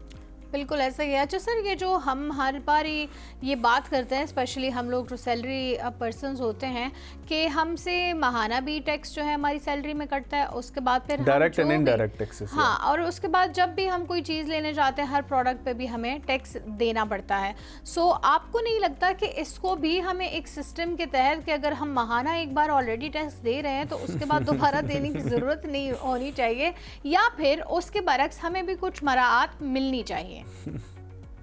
बिल्कुल, मैं तो कहता हूँ कि सैलरी का आपने अगर इस दफ़ा का जो पाए है टैक्स का आप देख लें, तो जो मेजर टैक्स कंट्रीब्यूशन है वो सैलरी का है। बिल्कुल आपकी बात सही है। ये पहले जो इनिशियली विद होल्डिंग आई थी ना टैक्स पे, सैलरी पे, तो पर्पज़ यही था कि हम सैलरी लोगों से जितना टैक्स बनता है उतना एक सोर्स ले लें, ताकि उनको बाकी झंझट से आज़ाद हो। और गुजर जाके ना हम आगे नहीं बढ़ सके। अब तो एक सिस्टम इनका आया है कि जब आप रिटर्न देते हैं तो आपके रिटर्न के साथ ना आपको एक आईडी मिली होती है। अगर आप उस आईडी को क्लिक करें तो आपको सारी डिटेल आ जाएगी। तो जितने आपसे टैक्स कहीं और कटा हुआ है वो आपको रिफंड हो जाता है, या आप उनको एडजस्ट कर पाते हैं रिटर्न में। तो ये किसी वक्त अगर आप अपना कोई कंसल्टेंट या जो भी आपके सेशन का है तो आपको बता दे, वरना मैं किसी को आप कहते तो बहुत बहुत शुक्रिया। बट बहुत सारे हमारी आवाम को समझ ये बेचारों को नहीं आती होती है। बहुत सारे लोगों को तो इनफैक्ट ये भी नहीं आती है कि उनके टैक्स से हमारी जीडीपी कैसे मजबूत होती है। सो हम एक बार इस पे भी सेशन करेंगे कि हम आम आवाम के लिए इसको कैसे, ये जो हम टर्मिनोलॉजीज यूज़ करते हैं शायद हमारे लिए समझने के लिए बहुत आसान है, लेकिन बहुत सारे लोगों को इन टर्मिनोलॉजीज का नहीं उतनी नॉलेज होती। सो वी शुड कि हम उनके लिए एक अवेयरनेस। बहुत शुक्रिया डॉक्टर इरशाद खान साहब हमें वक्त देने के लिए। ख़वातीन और हज़रात, इसी किस्म की मज़ीद डिस्कशंस भी हमारे प्रोग्राम में जारी और सारी रहेंगी, ख़ास तौर पे बजट के हवाले से, क्योंकि बजट 10 जून के, उससे पहले हर प्रोग्राम में हम कोशिश करेंगे कोई ना कोई हर सेक्टर के ऊपर हम लोग बात करें। बिजनेसमैन क्या चाहते हैं उसकी बात भी हम आपको ज़रूर सुनवाएंगे, लेकिन अभी वक्त हुआ हेडलाइंस का एक ब्रेक। शामिल करते हैं हमारे साथ।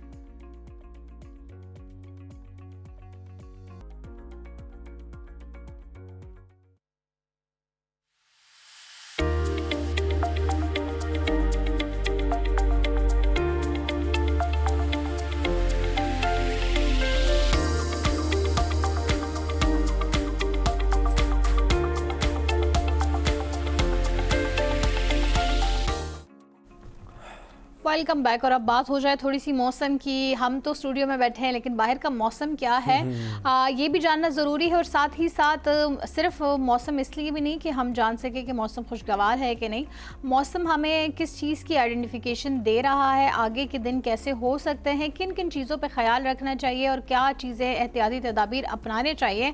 हमारे साथ इस वक्त मौजूद है हमारी एम न्यूज़ की रिपोर्टर मुस्कान हुसैन। उनसे जानते हैं वेदर अपडेट। अस्सलाम वालेकुम मुस्कान। वालेकुम सलाम। मुस्कान, वैसे तो बहुत ही एक मुश्किल मरहला होता है जब बारिश में आप लोग रिपोर्टिंग करते हैं। Hats off to you. बताइए इस वक्त मौसम की सिचुएशन। जी बिल्कुल, सुबह सवेरे से इस्लामाबाद के अंदर काफ़ी तेज़ बारिश हुई और बारिश के बायस जो मौसम है वो काफ़ी ज़्यादा खुशगवार हो चुका है। जैसे कि गुज़श्ता कई हफ़्तों से इस्लामाबाद के अंदर बहुत ज़्यादा गर्मी थी, लेकिन अब जो बारिश हुई है उसके बायस जो गर्मी का ज़ोर है वो मुकम्मल तौर पर टूट चुका है। इस वक्त तेज़ हवाओं का सिलसिला शहर इक़्तिदार के अंदर जारी है। हवा बहुत तेज़ चल रही है और इसके बायस जो मौसम है वो बेहद हसीन हो चुका है। बारिश काफ़ी ज़्यादा हुई है और जो गर्मी की सताए शहरी थी उन्होंने अब सुख का सांस लिया है। दूसरी जानिब अगर मैं दर्जा हरारत की बात करूं तो बारिश के बाद जो दर्जा हरारत है वो तकरीबन 28 सेंटीग्रेड तक पहुंच चुका है और अचानक दर्जा हरारत के अंदर एक वाज़ह कमी रिकॉर्ड की गई है। इस वक्त भी जो बादल हैं वो छाए हुए हैं, आसमान पर साफ बादलों के डेरे हैं और महकमा मौसमियात की जानिब से बताया गया है कि आइंदा 24 घंटों के दरमियान इस्लामाबाद के मुख्तलिफ इलाकों के अंदर बादल दोबारा जमकर बरसेंगे। इस वक्त शहर के अंदर हल्की और तेज़ हवाओं का सिलसिला जारी है। साथ साथ जो शहरी हैं वो भी मौसम को एंजॉय करने के लिए बाहर निकल चुके हैं। शहरियों ने पार्क्स का रुख कर लिया है, बाहर सड़कों पर सेल्फियाँ वगैरह बना रहे हैं और मौसम से खूब लुत्फ़ हो रहे हैं। बहुत खूब। अच्छा मुस्कान, ये बताइएगा कि इस वक्त सुबह से चूंकि बारिश का सिलसिला जारी है, लेकिन अभी भी आप जहां पर मौजूद है वहां पर तो बारिश नहीं हो रही, लेकिन आपके इर्द गिर्द से खबरें कुछ ऐसी आ रही हैं कि इस्लामाबाद में अभी भी कहीं पर जो है वो तेज़ बारिश है, कहीं पर हल्की बारिश है। तो क्या आज के दिन की क्या प्रेडिक्शन है, कल के दिन की क्या प्रेडिक्शन रहेगी? इस वक्त भी अभी इस्लामाबाद के मुख्तलिफ सेक्टर्स के अंदर बारिश हो तो रही है, लेकिन वक्फे वक्फे से महकमा मौसमियात की जानिब से यही बताया गया था कि 1 जून से मुल्क के अंदर मगरबी हवाओं का सिस्टम दाखिल होगा और इसी सिस्टम के ज़ेर असर 6 जून तक इस्लामाबाद समेत मुख्तलिफ इलाकों के अंदर बादल जमकर बरसेंगे। आज भी महकमा मौसमियात की तरफ से यही पेशगोई की गई है कि रात के वक्त बादल फिर जमकर बरसेंगे, दर्जा हरारत मज़ीद गिरने का इम्कान है और पंजाब के मुख्तलिफ जो इलाके हैं जैसे फैसलाबाद, लाहौर, गिलगित बल्तिस्तान और ख़ास तौर पर कश्मीर के जो इलाके हैं वहाँ पर भी आज से बारिशों का सिलसिला शुरू होगा और बारिशों के बायस मज़ीद जो मौसम है वो खुशगवार हो जाएगा। शहरी पहले ही गर्मी से इतने ज़्यादा सताए हुए थे और अब जब बादल जमकर बरसे हैं, बारिश हुई है, तो शहरियों के जो चेहरे हैं वो खुशी से खिल उठे हैं। इस्लामाबाद पहले इतना ज़्यादा खूबसूरत है और बारिश के बायस जो मौसम है वो भी मज़ीद एक खूबसूरत मंजर पेश कर रहा है। इस्लामाबाद की ये एक बहुत अच्छी बात है कि इस्लामाबाद एक तो वैसे ही इतना खूबसूरत है, फिर थोड़ी सी बारिश हो जाए तो इस्लामाबाद को जो है ना वो उसके एसेंस और ही ज़्यादा बढ़ जाता है, 4 चांद लग जाते हैं। एग्जैक्टली। तो इस हवाले से ज़रा बताइएगा कि इस्लामाबाद में जो बारिश हो रही है, आपके पीछे भी हम देख सकते हैं कि बिल्कुल साफ मार्गला हिल्स जो है वो अभी तक नज़र आ रही है, एक साफ सुथरा नज़ारा जो है वो मंजर पेश करता हुआ इस्लामाबाद नज़र आ रहा है। लेकिन बहुत सारे लोग इस वक्त जो हैं वो घरों से बाहर जाके आउटिंग्स का भी रुझान रखते होते हैं और फिर ट्रैफिक भी ज़्यादा हो जाती है। इस बारे में कोई अपडेट है आपके पास? हाँ, ट्रैफिक की भी है। जी बिल्कुल, इस्लामाबाद के अंदर तेज़ बारिश के बायस जो मुख्तलिफ सेक्टर्स हैं वहाँ पे पानी जमा हो चुका है और पानी को निकालने के लिए इस वक्त मुख्तलिफ सेक्टर्स के अंदर जो है वो इंतज़ामात किए जा रहे हैं। मुख्तलिफ जो नीचे इलाके हैं वहाँ पर पानी अक्सर जमा हो जाता है और उसको निकालने के लिए इस वक्त मुख्तलिफ इलाकों के अंदर सिलसिला जारी है ताकि पानी को जल्द से जल्द निकाला जा सके। जबकि दूसरी जानिब बात की जाए तो जब बारिश होती है तो मार्गला की पहाड़ियाँ जो है वो मज़ीद खूबसूरत मंजर पेश करती हैं। इस्लामाबाद का जो सब्ज़ा है वो धुल कर निखर कर मज़ीद खूबसूरत मंजर पेश करता है। बहुत शुक्रिया मुस्कान, और आप भी वेदर को एंजॉय करें और ख़वातीन और हज़रात आप सबसे भी हम रिक्वेस्ट करते हैं कि ज़रा बाहर निकलें। आई एम श्योर आज ऑफिस का दिन है, लेकिन ऑफिस के बाद भी बारिश का कोई सिलसिला जारी रहेगा। थोड़ा सा वक्त निकालें, ज़रा अपने मूड को फ्रेश करें, बाहर खुली सांस में जाके जो है ना एक डीप ब्रीथ करें ताकि आपका दिमाग भी जो है वो ऑक्सीजन उसको मिले और आंखों को भी जो है ना वो ठंडक महसूस हो। पार्क्स का रुख आज के दिन वैसे ज़रूर करें क्योंकि सरसब्ज़ और शादाब जगह में वैसे ही इंसान को राहत महसूस होती है। फिर मौसम भी ऐसा हो तो दुगना हो जाता है मज़ा। तो पार्क्स का रुख करें, अपने फैमिली के साथ थोड़ा टाइम स्पेंड करें। एक ब्रेक शामिल करते हैं, वापस आएंगे, हमारे साथ गेस्ट मौजूद होंगे हमारे साथ। फिर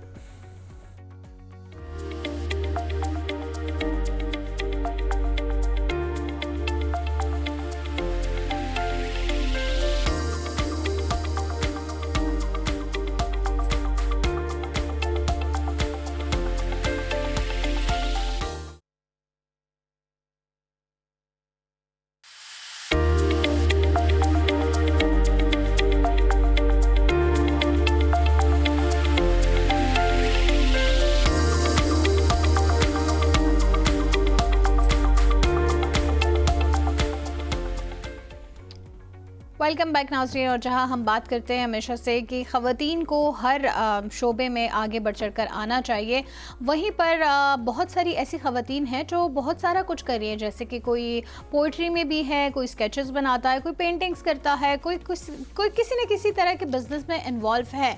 और अब जो ख़वातीन हमारी पाकिस्तान की स्पेशली ड्रेस डिज़ाइनिंग कर रही हैं, तो अगर आप देखें तो वो इंटरनेशनल जो बहुत बड़े बड़े नाम हैं डिज़ाइनर्स के, उनको भी कॉम्पीट करने में बिल्कुल एक मुकाबला दे रहे हैं ठक्कर का। सो ऐसी एक खातून से हम आपकी मुलाकात कराएंगे जो एक माँ भी है, एक मुसन्निफ़ा भी हैं और साथ ही वो अपना बिजनेस अब बिजनेस भी रन कर रही हैं।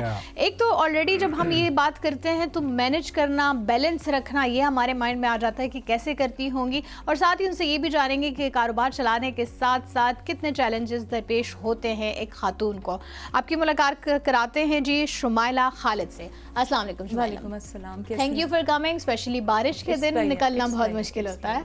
सो बताइए, मान लो जैसे मैंने कहा आप एक माँ भी हैं, साथ ही आप मुसव्विर, मुसन्निफ़ा, स्केच भी आप बनाती होती हैं, और फिर उसके बाद आपने शुरुआत की अपने कारोबार की, अपने ब्रांड शीलीज की। Okay, story so yeah, what is Sheely's? Basically when I was starting this, painting तो मैं बहुत अरसे से कर रही हूँ, मेरी अल्हम्दुलिल्लाह इंटरनेशनली भी जाती हैं और उस तरह का इशू नहीं था। And I was little reluctant to go in to dress designing, क्योंकि ये था कि बहुत अरसे से मैं फ्रेंड्स के कपड़े स्केच करती थी। हाँ, अपने खुद या- बना रही थी? जी, अपने भी और अपने फ्रेंड्स और फैमिली के, मतलब इसको मैंने प्रोफेशनली और पब्लिकली नहीं अभी तक किया था।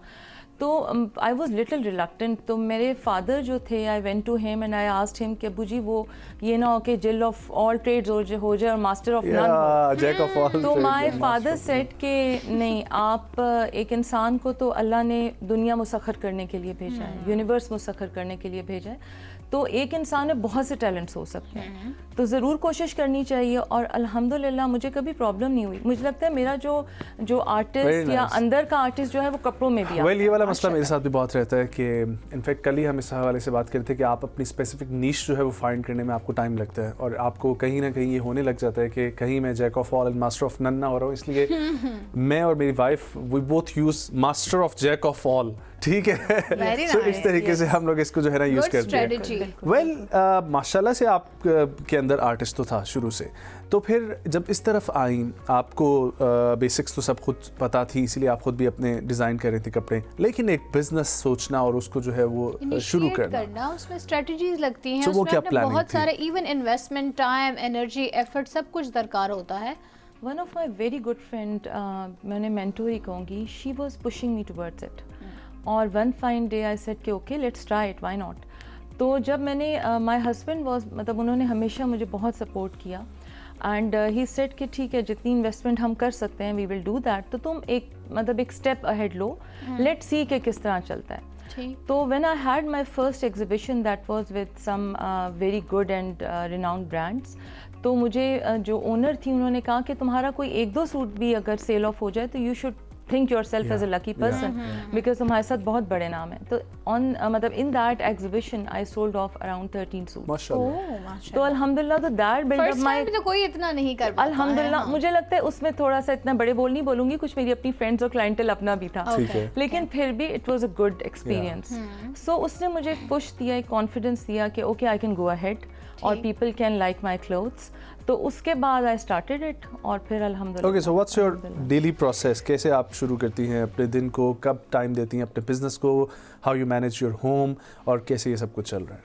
अल्हम्दुलिल्लाह, मुझे वो कहते हैं ना, where there is a will there is a way.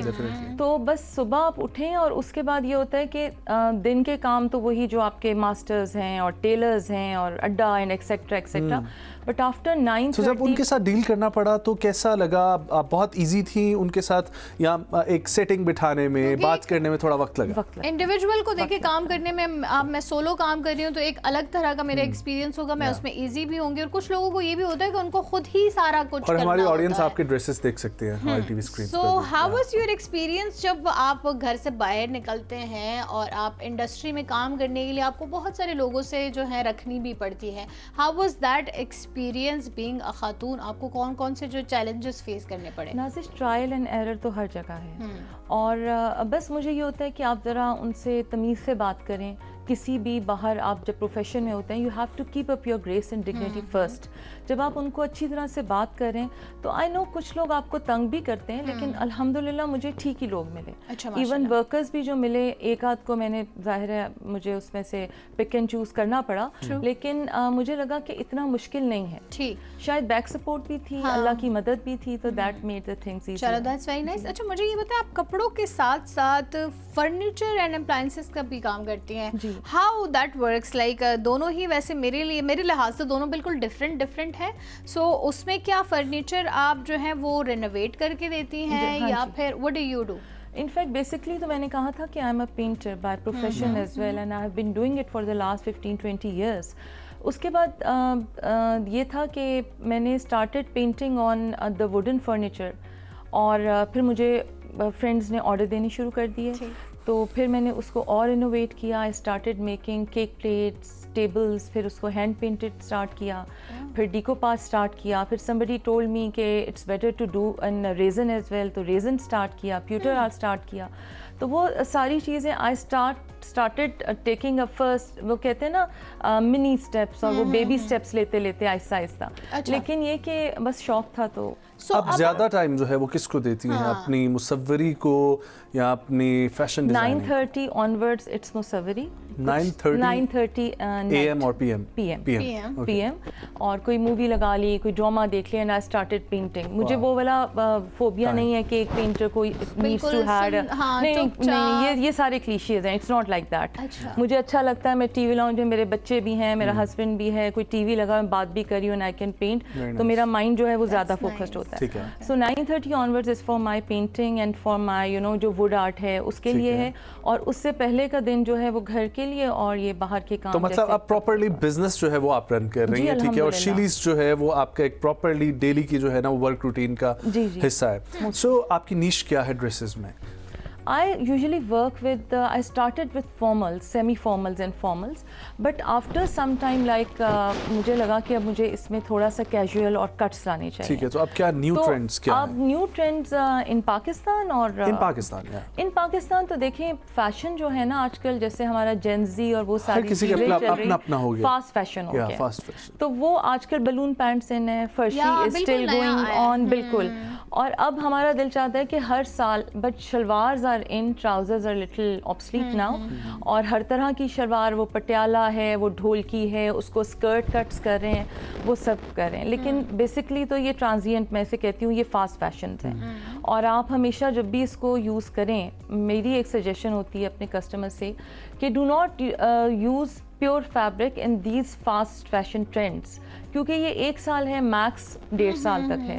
तो गो फॉर जो आपके फॉर्मल वेयर है, उसका एक प्रॉपर कस्टमाइज्ड और टेलर्ड कट है। सो मतलब कि अगर एक टाइमलेस पीस है तो उसके लिए आप जो है वो अच्छे फैब्रिक को यूज़ करें, बिल्कुल। लेकिन अगर फास्ट फॉरवर्ड के लिए आपकी कोई चीज़ है तो उसमें आप नॉर्मल फैब्रिक के साथ भी अपना फैशन जो है नॉर्मल, और आजकल नॉर्मल आप उसको कैसे कहेंगे, क्योंकि जो प्योर फैब्रिक है उसके साथ little bit of synthetic touch आ रहा है। बिल्कुल आ रहा है कि आप जाहिर है हर एक, nobody can afford nowadays raw silk, हर एक के जेब से बाहर होता जा रहा है। सो अब उन्होंने क्या किया है कि they have provided us with good fabrics which is an amalgamation of little synthetic a little pure, तो वो आपका वो सेमी फॉर्मल और आपकी जेब के हिसाब से भी होता है। It's a good stuff. ठीक। अच्छा, मुझे ये बताएं कि आप जब ये अब सपोज आप डिज़ाइनिंग कर रही हैं कपड़ों की, सो डू यू कि आपका अपना क्रिएटिव वर्क होता है, या फिर यू आप कहीं ना कहीं से इंस्पिरेशंस लेती हैं, या फिर कुछ लोग आपको डिज़ाइंस वगैरह अगर दे दें, सपोज कि आई वांट टू, कि मतलब ये बाहर से मैंने एक इंटरनेशनल किसी का देखा है, I want you to do this the same for me, so आप इस तरह करती हैं? देखिए, designer has to be flexible, ठीक है, और मेरा अपना टच तो है ही। मैंने तो स्टार्ट भी इसीलिए किया था कि जो एक हमारे टिपिकल ड्रेसेस हैं, जैसे आप समझ लें लॉन के साथ कोई 10 तरह की लेसेस आ जाती हैं, कढ़ाई के पैटर्न्स हैं, मैंने उनमें से भी इनोवेशन लानी शुरू की थी कि मुझे भेड़ चाल से चिढ़ थी। आई ऑलवेज़ वांटेड कि इंडिविजुअलिस्टिक जो आपका टच है वो हर ड्रेस में ज़रूर होना चाहिए। अगर एक ही कपड़े के 10 आइडेंटिकल ट्विंस चले आ रहे हैं तो उसमें तो फिर मज़ा ही नहीं आता। If you are paying money तो it should speaks for itself.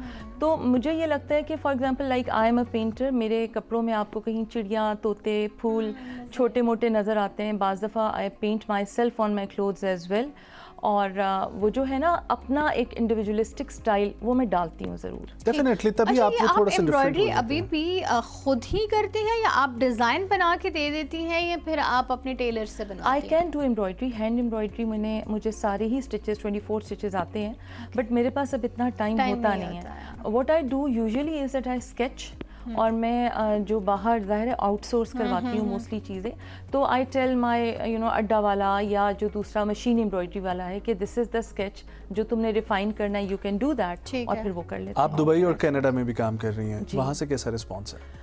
Canada was pretty good, लेकिन जो इन्फ्लेशन जो है पूरे ऑल ओवर वर्ल्ड, उसने कहीं हमें भी इफेक्ट किया है। Definitely. And Dubai was again a very good experience, but unfortunately वो जो वर्ल्ड वाइड हालात हैं, अभी तो वीज़ा भी नहीं मिल रहे, तो both the places it was wonderful experience. Okay, so let's talk about money. Are you expensive? Not that much expensive, and I ask my clients कि what is your budget, and I work according to their budget. For example, some of my clients say कि अच्छा मुझे raw silk चाहिए, तो I told them कि अच्छा ये fabric है, you can get it checked from the market, और आप मुझे इतना plus दे दें तो you can get the dress in raw silk. और अगर आप थोड़ा सा शीशाज में या you want to have it in tussle, तो naturally the price जो है वो थोड़ी सी कम हो जाएगी. तो I work according to their choices, क्योंकि हर एक client का और जो हमारे अभी महंगाई के हालात हैं, हर एक का बजट उतना नहीं होता कि आप मतलब कितना एक कपड़ा पहन लेंगे. सो अब मुझे ये बताएं, आपका इन हाउस है, आपने स्टोर्स बनाए हुए हैं, डिफरेंट सिटीज़ में हैं, आप इंस्टाग्राम पे जो है कहाँ से लोग pages आपके कपड़े हैं, खरीद सकते रीच हैं? कैसे कर सकते हैं? बेसिकली मेरा FPL में है. Okay. और then I do exhibitions. I did my exhibitions with La Soirée, with Labels, FBL, FPL, Ensemble. और तो वहाँ पर भी बहुत अच्छा रिस्पांस था. फिर वहाँ से मेरे क्लाइंटल आना शुरू हुए टू माय हाउस. मेरा अभी मैं इन हाउस ही काम कर रही ठीक है. हूँ. Workshops and everything is at my place. तो होम स्टूडियो है, तो वहाँ पर वो आके देख भी सकते हैं. क्योंकि मुझे लगता है कि एक थोड़ा सा स्टेप अहेड होगा कि if I open the store right now, और आई हैव गुड अपॉर्चुनिटीज़ के डिफरेंट मल्टी ब्रांड स्टोर्स हैं, तो वहाँ रखवा दूँ. तो या वहाँ multi brand stores, Well, I think good idea. एक नॉर्मल फैशन डिज़ाइनर और एक पेंटर फैशन डिज़ाइनर में फ़र्क तो ये है कि आपकी ऑब्जर्वेशन जो है वो काफ़ी मुख्तलिफ होगी. सो उस ऑब्जर्वेशन का टच आपके कपड़ों में कैसे नज़र आता है? देखिए, आर्टिस्ट का काम है to play with the colours, ठीक है, and to look at the minute details which sometimes I think most designers overlook, ठीक है. और वो जो फिनेस है या माइन्यूट डिटेलिंग है वो मुझे काम आती है in my dress designing as well. बाज़ दफ़ा कलर देखती हूँ तो मुझे एहसास होता है कि अच्छा देखें, कलर तो none of the colors are bad colors. It is their tones. Muted tones हैं उनकी, थोड़ी हाइटेड टोन्स हैं. तो वो जब आप मिक्स एंड मैच, खुद मैं कलर्स कर रही हूँ तो मुझे पता होता है कि अच्छा मुझे इवन डायर को भी देना है तो इसमें ये कलर बुरा लगेगा, ये कलर अच्छा लगेगा.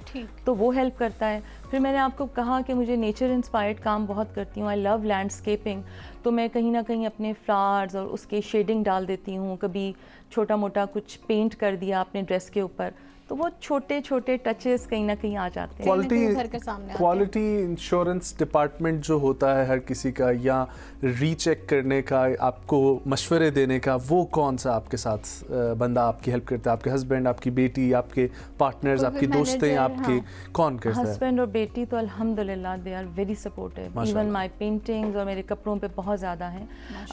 मेरी कुछ फ्रेंड्स हैं, my sister as well, she is also, वो तो ब्राइडल वेयर रन करती हैं. अच्छा, जी. तो जहाँ बहुत ज़्यादा फंस जाऊँ तो कभी उनकी हेल्प लेती हूँ. लेकिन ये कि घर में ही मेरे नकाद बहुत ज़्यादा हैं. क्रिटिक्स घर में हैं, मेरे बच्चे और मेरे अपने हस्बैंड, तो वो अक्सर बताते रहते हैं कि ये यहाँ से गलत है या कुछ यहाँ से अच्छा होना चाहिए, बेहतर हो सकता है. राइट. और फिर क्लाइंट्स आपके क्लाइंट्स आपको बहुत गाइड करते हैं कि अच्छा नेक्स्ट टाइम इसमें ये ऐड कर दें, ये कर दें. पैसे वो दे रहे होते हैं, जाहिर है वो आई थिंक बिल्कुल बेहतर बता सकते हैं. अच्छा, मुझे ये बताएं, पढ़ाई क्या की है आपने? इतना सब कुछ कर रही हैं तो ये तो सब कुछ ही डिफरेंट जा रहा है. पढ़ाई की कहाँ से है, क्या किया? I did my masters in English literature. अच्छा. और फ्रॉम CB कॉलेज. ओके. और मैं हमेशा से डिबेटर रही हूँ, कॉलेज की प्रेसिडेंट रही हूँ. प्लस ये था कि I write novels and travelogues as well. और 2-1 मैगजीन्स जिनके मैं नाम नहीं ले सकती, वहाँ पर मेरे आर्टिकल्स भी आते हैं. ठीक. और ये है कि वो इट्स बेसिकली मेरे फादर की पुश थी, वो मैं करती हूँ. लेकिन ये कि सब मुझे हंसते हैं कि पढ़ाई तुमने अंग्रेजी में की. हाँ, मैं भी वही सोच रही, इंग्लिश लिटरेचर और उसके बाद फिर फैशन डिजाइनिंग. उस टाइम पे भी आई यूज्ड टू स्केच, मैं करती थी, पेंटिंग्स करती थी, बट कभी सोचा नहीं था तो कि आपने उसी को एज ए परस्यू करने के लिए वही पढ़ाई क्यों नहीं की? बस मुझे लिटरेचर बहुत पसंद था. अच्छा. मुझे शेक्सपियर बहुत पसंद था, विलियम वर्ड्सवर्थ बहुत पसंद था. तो आई थॉट कि स्केचिंग ठीक है, मैं खुद भी पढ़ सकती हूँ, लेकिन इसके लिए मुझे उस्ताद चाहिए होंगे लिटरेचर पढ़ने के लिए. तो बस वो कहते हैं ना कि वो शौक द कोई मुल नहीं, तो बस वही चीज़ चलती गई. चलिए, तो बहुत अच्छी बात है. मुझे ये बताएं शैलीस कि जब आपने स्टार्ट किया अपना करियर, तो जैसे आप बता रही हैं कि आप इवन ट्रैवल ब्लॉग्स भी लिखती होती हैं, या आपके 2 कॉलम्स भी 2 मैगजीन्स में छपते हैं, साथ ही आप ये सब कुछ भी कर रही हैं, फिर साथ ही आप बच्चों की माँ भी हैं. सो ये सब कुछ मैनेज करना भी बहुत मुश्किल है, जिसकी वजह से आजकल हम ये देख रहे हैं कि बच्चे हमारे निगलेक्ट हो रहे हैं. अगर अब थोड़ी सी बात कर लें हम पेरेंटिंग स्टाइल्स की या पेरेंटिंग की, so how do you manage being a mom and doing all of it? Basically जब one my kids were young, तो उस वक्त मैंने उनको बहुत टाइम दिया है. नाउ माशाल्लाह they are grown up now, तो उनको उतनी ज़्यादा यस चेक एंड बैलेंस चाहिए, but they are now in the stage के उनको एक गाइडलाइन की ज़रूरत है, लेकिन मदर का 24 आवर्स का सर पे वो नहीं है. और जहाँ तक चेक है वो तो मतलब mother is always there for her kids. लेकिन ये है कि अब मेरे लिए चीज़ें इसलिए माशाल्लाह फैसिलिटेटेड हैं कि बच्चे बड़े हो गए हैं, मेरे पास टाइम होता है, बच्चे अपने कॉलेजेस में, यूनिवर्सिटीज़ में हैं, तो I find time to do my work. So what do you think वैसे शुमाइला कि हमारी आजकल की जो वर्किंग मॉम्स है या न्यू मॉम्स हम कह लें, ठीक है, जो अपने काम को भी टाइम देना चाह रही हैं लेकिन साथ ही अपने बच्चों को या फैमिली को भी टाइम देना होगा, लेकिन फिर भी वो अपना करियर बनाना चाह रही हैं, स्टैब्लिश करना चाह रही है, what they are doing wrong, या फिर कौन सी गलतियाँ वो कर रही हैं जिसकी वजह से वो नहीं कर पा रही हैं? देखिए, being a woman you have to sacrifice many things for your family, for your kids. मेरे बच्चे जब छोटे थे तो मैंने इनमें से कुछ भी नहीं किया. I did my painting, that's okay, but I was sitting at home and I am doing it, that's right. लेकिन जो ये बाहर वाला काम है, I waited till they are grown up. तो first priority is always towards kids. एक औरत का सबसे पहले, और इसमें कोई वो मैं आपसे कहूँ कि बहुत बड़े बड़े लोग बात भी करते हैं, ख़वातीन बात करती हैं, लेकिन जिस चीज़ को अल्लाह ने हुक्म दिया है वो पहले है कि आपका घर चार दीवारी पहले है. तो अब जब मेरे पास टाइम है तो देन आई स्टार्टेड इट. तो it's never too late for anything. मुझे लगता है कि मैंने, बाज़ लोग कहते हैं कि तुम बहुत अरसे से ये फ्रेंड्स के साथ कर रही हो या रिलेटिव्स के साथ, तुम इसे प्रोफेशनली पहले ले सकती थी. तो मैंने उन्हें ये कहा कि अल्लाह ने हर When the time was right. या मुख्तस किया है, हर टाइम को मुख्तस किया है हमारे लिए. तो फर्स्ट प्रायोरिटी हर औरत की उसके बच्चे और घर होना चाहिए. बिल्कुल. थैंक यू बहुत सो वेरी शुक्रिया मच फॉर शुमाइला, कमिंग. बहुत अच्छा लगा आपसे बात करके. ख़वातीन और हज़रात, लेट्स टेक अ ब्रेक. वापस आते हैं, हमारे साथ रहिए.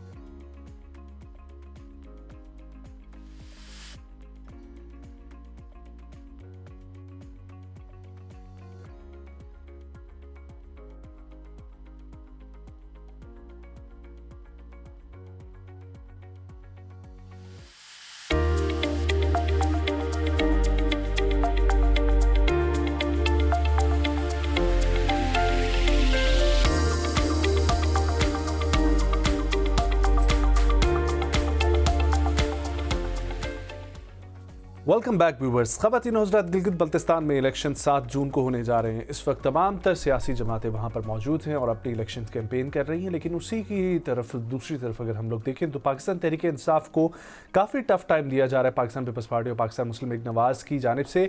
शायद हुकूमत में मुस्लिम लीग नवाज़ और पीपल्स पार्टी बैठी हुई है, इसलिए उनके लिए बहुत ईजी है. उनके लोग जहाज़ों में फ्लाई करके वहाँ पर जा रहे हैं, अपनी कैंपेन चला रहे हैं, दिन और रात को आवाम के अंदर मौजूद है. वहीं पर दूसरी जानिब पाकिस्तान तहरीक इंसाफ के कल बैरिस्टर सलमान अकरम राजा को और उनके साथ एक और पाकिस्तान तहरीक इंसाफ के वकील मौजूद थे, नईम पंजोता, ठीक है. तो उन लोगों को भी वापस ऑर्डर किए गए कि इनको केपी के बॉर्डर तक छोड़ के आया जाए. जबकि वो लोग साथ साथ ये भी बोल रहे थे कि हमारे साथ ये बंदा है, ये तो गिलगित बल्तिस्तान का है, तो उन्होंने कहा कि इनको भी इस्लामाबाद तक छोड़ के आने की हिदायत है. ये साफ और शफाफ इलेक्शन हो रहे हैं गिलगित बल्तिस्तान में. आइए इसके ऊपर बात कर रहे हैं. हमारे साथ वहाँ से जर्नलिस्ट ज्वाइन कर रहे हैं हमें वीडियो लिंक के जरिए. फ़हीम अख्तर साहब, अस्सलाम वालेकुम Faheem, thank you so much for joining. Faheem, ये जो मैंने तमहीद बांधी है, अगर मैं इसी हवाले से आपसे पूछना चाहूँ कि वहाँ पर रियल ऑन ग्राउंड कंडीशन क्या है इस वक्त? वालेकुम अस्सलाम, थैंक यू सो मच. जिस तरीके से आपने बताया कि 7 जून को गिलगित बल्तिस्तान के सूबाई हैसियत मिलने के बाद ये चौथे इंतखाबात हैं. 2009 से गिलगित बल्तिस्तान में ये सिलसिला शुरू हो गया था. 2015 में इंतखाबात हो गए, 2020 में इंतखाबात हो गए और 2026 में भी ये चौथे इंतखाबात है. और इसका तसलसल इसलिए भी ज़रूरी है कि 2009 से लेके अब तक जितने इंतखाबात हो गए हैं उसमें हमेशा से जो मरकजी हुकूमत है, फेडरल गवर्नमेंट है, उसका बहुत बड़ा रोल वहाँ पे होता है. इसीलिए वहाँ पे जो फेडरल गवर्नमेंट की पार्टी होती है वही रेप्लिकेट होती है. 2009 में पीपल्स पार्टी की गवर्नमेंट थी और जीपी में इलेक्शन हो गए तो पाकिस्तान पीपल्स पार्टी को गवर्नमेंट मिल गई. 2015 में जब जीपी में इलेक्शन हुए तो मरकज में मियां मोहम्मद नवाज शरीफ की हुकूमत थी, उनकी गवर्नमेंट बन गई. इसी तरीके से 2020 में इमरान खान की गवर्नमेंट थी तो गिलगित बल्तिस्तान में पीटीआई की गवर्नमेंट बनी थी. तो ये बात क्लियर है कि बल्तिस्तान में मरकजी गवर्नमेंट का बहुत ज्यादा इन्फ्लुएंस होता है। लेकिन इस बार थोड़ा सा डिफरेंस इसलिए नजर आ रहा है कि जो आपस में लड़ रहे हैं वो तीनों बड़ी पार्टीज भी बजात खुद भी फेडरल गवर्नमेंट की कोलिशन में है। इस्तेकाम पाकिस्तान पार्टी है, अलीम खान साहब फैट कर रहे हैं, वो भी गिलगित बल्तिस्तान में इलेक्शन लड़ रही है। पाकिस्तान पीपल्स पार्टी है, चेयरमैन बिलावल भट्टू गिलगित में है, वो इलेक्शन लड़ रहे हैं। मियां मोहम्मद नवाज शरीफ साहब जो बड़े अरसे के बाद सियासी मंजरनामे के अंदर नमूदार हुए हैं और सियासी गुफ्तगू उन्होंने शुरू की है। तो ये तीनों की जो पार्टियां हैं वो फेडरल गवर्नमेंट में कोलिशन पार्टीज है। तो इनका बुनियादी तौर पे जो इलेक्शन की सूरत हाल है उसमें इनका मुकाबला भी चंद एक हल्कों के अलावा आपस में ही होना था। लेकिन जो वजूहात आपने जिन चीजों का आपने तस्करा किया कि बैरिस्टर सलमान अकरम राजा को गिलगित बल्तिस्तान से बदर किया गया, इसी तरीके से जुनैद अकबर खान को जीपी से बदर किया गया, असद कैसर को उसका फ्लाइट कैंसिल करवा के उसको गिलगित जाने से रोक दिया गया। तो ये इन वजूहात और इन जो इकदाम थे उनकी वजह से गिलगित बल्तिस्तान के इंतखाबात के ऊपर बहुत संजीदा सवालात उठ रहे हैं। इसके अलावा अब तक जो चीजें चल रही थी वो बहुत स्मूथली चल रही थी। जो इंतखाबी निशान की हद तक भी अगर हम बात करें तो पाकिस्तान तहरीक इंसाफ का जो टेक्निकल रीजन है वो किसी हद तक जायज भी हो सकते हैं, पार्टी के इश्यूज होते हैं। तो लेकिन जिस तरीके से उनके रहनुमाओं को निकाला जा रहा है, उनको गलियों में गिराया जा रहा है और उनके जो कारकुनान है वो बेचारे उनको महफूज जगह पर पहुंचाने के लिए, अपने जलसों तक पहुंचाने के लिए बड़ी तगवदो कर रहे हैं। और उनकी जो इलेक्शन कैंपेन है वो इस वक्त जलसगाहों और सड़कों से ज्यादा थानों के बाहर गुजर रही है। फ़हीम, यही तो बात हम पूछना चाह रहे हैं कि अगर देखें इलेक्शन कैंपेन करने का हक सारी सियासी पार्टियों को होता है, तो आखिर पीटीआई के साथ ऐसा सलूक क्यों रवाया रखा जा रहा है? और अगर अभी से यही सिचुएशन है तो हम क्या ही एक्सपेक्ट कर सकते हैं कि इलेक्शन शफाफ कैसे होंगे? मैं वही बात मैंने शुरू में भी कही थी, बुनियादी तौर पे फेडरल गवर्नमेंट का जो असर रसूख होता है वो जाहिर बात है जीपी जैसे इलाके में डायरेक्टली ही उसका पड़ता है। अगर इन तमाम इवेंट्स से हम हट के बात करें जो पाकिस्तान तहरीक इंसाफ के रहनुमाओं के साथ हुए हैं, इनसे हट के अगर हम बात करें तो वहां पे गिलगित बल्तिस्तान में पीटीआई की पोजीशन इतनी अच्छी नहीं थी। उनके चंद एक उम्मीदवार थे जो हल्कों के अंदर लड़ने की सलाहियत रखते थे या वाकईतन संजीदगी से वो लड़ने के मोड़ में थे। लेकिन ये जो इवेंट्स हुए हैं उन्होंने पूरे पाकिस्तान के अंदर भी और जहां जहां पे भी इन इलेक्शन के इंतखाबात को ऑब्जर्व किया जा रहा है उन सब के सामने सवालात खड़े कर दिए हैं। इसके कंपैरिजन में आप देख लें तो फेडरल गवर्नमेंट के वहां पे वुज़रा बैठ के कैंपेन कर रहे हैं। पीपल्स पार्टी की खातून अव्वल है वो भी एक हिसाब से एक ऑफिस होल्ड कर रही है, वो वहां पे इलेक्शन कैंपेन कर रही है। पंजाब गवर्नमेंट का एड वहां पे इस वक्त चल रहा है, मुख्तलिफ चीजों में वो वहां पे सपोर्ट फराहम कर रहे हैं। और जाहिर बात है इलेक्शन के मौके पे ये चीजें उसूली तौर पे नहीं होने चाहिए थे, लेकिन उन सबको एक तरफ से इजाजत मिली हुई है। लेकिन तहरीक इंसाफ के उन अराकीन को, उनका रहनुमाओं को वही जैसे आपने कहा इससे पहले पीटीआई की पोजीशन गिलगित बल्तिस्तान में इतनी स्ट्रांग थी नहीं, ना ही उनके सियासी रहनुमा इस तरह जोर शोर से अपनी कैंपेन्स कर रहे थे। लेकिन अब चूंकि सिचुएशन ऐसी आ गई है जो उनको रोक टोक का सामना करना पड़ रहा है, क्या आपको लगता है कि उसकी वजह से अवाम का रुझान या फिर एक सिंपैथाइजिंग जो फैक्टर होता है, वैसे भी हम पाकिस्तानियों में थोड़ा ज़्यादा ही पाया जाता है, तो आपको लगता है कि वो पीटीआई के हक में ज़्यादा आ जाएगा? मुझे जाती तौर पे इसका ज्यादा इम्कान नजर नहीं आ रहा। उसकी वजह यह कि गिलगित बल्तिस्तान में हर हल्के की सूरत हाल बिल्कुल डिफरेंट है। वहां पे अगर पीटीआई का टिकट भी किसी फर्द को पड़ता है तो उस फर्द की वजह से भी उसका इम्पैक्ट पड़ता है। इवन एक हल्के के अंदर भी आपके जो छोटे छोटे गाँव हैं या छोटे छोटे मोहल्लाजात है या जो पोलिंग बूथ से स्टेशन से, वहां पे भी वोटर्स का बिहेवियर डिफरेंट है। वैसे फ़हीम, तो उस तरीके का इम्पैक्ट इसका नहीं पड़ेगा कि ओवरऑल हम ये कहें कि इन चीजों की वजह से टर्न आउट इस तरीके का टर्न ले सकता है। लेकिन ये फ़हीम मुझे ये बताइएगा कि जो इस्तेकाम पाकिस्तान पार्टी है, इन्होंने कौन से ऐसे काम करवाए हैं गिलगित बल्तिस्तान में इनके नुमाइंदों ने जिसकी वजह से इनका बोलबाला वहां पर हो रहा है और इनकी जानिब भी वोट बैंक जा रहा है? अच्छा, जो तहरीक इंसाफ ने 5 साल हुकूमत पूरे करने थे वो बदकिस्मती से उनको सिर्फ 2.5 साल मिले, तो रिमेनिंग जो 2.5 साल गिलगित बल्तिस्तान में कंप्लीट कर लिए वो इस्तेकाम पाकिस्तान पार्टी ने कर लिए। क्योंकि जब खालिद खुर्शीद साहब वहाँ पे वज़ीर आला थे और वो अदालती हुक्मनामे के जरिए नाअहल हुए, तो यही ग्रुप था जिसने फॉरवर्ड ब्लॉक के नाम पे दोबारा एक कोलिशन बना के पीपल्स पार्टी को भी, नून लीग को भी मिला के उन्होंने अपनी गवर्नमेंट बनाई थी। तो वो जो फॉरवर्ड ब्लॉक के अराकीन थे वज़ीर आला समेत और उस वक्त का जो उससे पहले का गवर्नर था उन सब ने मिल के इस्तेकाम पाकिस्तान पार्टी में शमूलियत अख्तियार कर ली। तो जो रिमेनिंग हिस्सा था पाकिस्तान कोई काम करवाया इन्होंने? वो जाहिर बात है 2.5 साल की हुकूमत उनके पास भी रही है, मुख्तलिफ चीज़ों पर वो रहे हैं। गिलगित बल्तिस्तान में गंदम सब्सिडी जैसे इश्यूज हैं, डेवलपमेंट के इश्यूज हैं, उनमें 2.5 साल में जो कुछ उन्होंने किया है उसको लेके वो सामने आ रहे हैं। और बहुत ठीक बड़े जो लेजिस्लेशन के इश्यूज तो हुए हैं वो एक आखिरी सवाल क्विकली आंसर कीजिएगा, वजीर आला किसका बनता हुआ नजर आ रहा है? और पीपल्स पार्टी या PMLN से ही होगा या कोई तीसरा भी हो सकता है?